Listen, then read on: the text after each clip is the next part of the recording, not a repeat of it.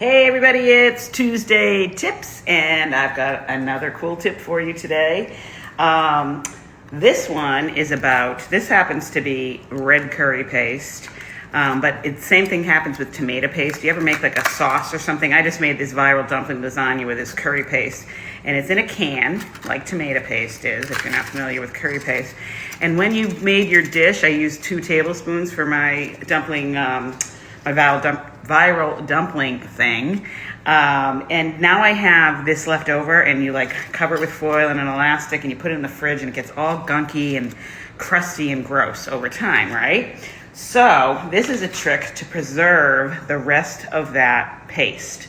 And it's really simple, like they all are. And basically you're gonna I'm gonna do mine in tablespoon measurements. That's about, I usually use between 1 and 3 tablespoons of the either tomato paste or the curry paste when I make a dish. So just so I have it all measured out, I'm gonna take Pam, and that's me. I'm gonna spray my tablespoon measure so it doesn't stick, if you remember that tip from a few months ago.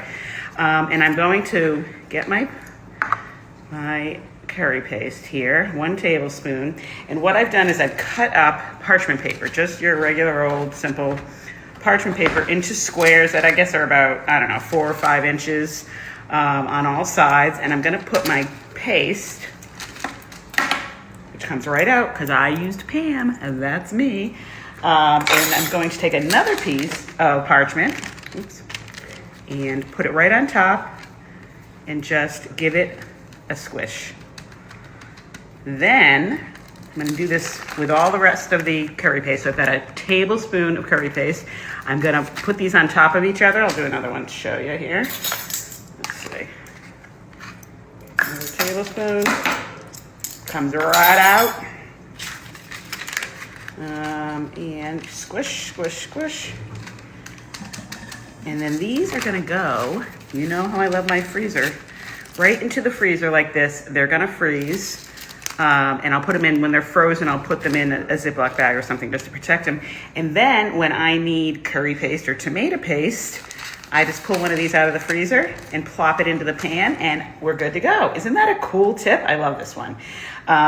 So that's it. That's the tip of the day. Way to preserve so you don't get that yucky, gunky can hanging out in the refrigerator. Plus, how often do you use curry paste, for example?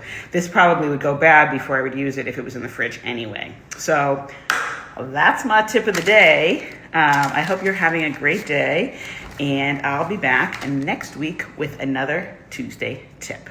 Take care. Bye.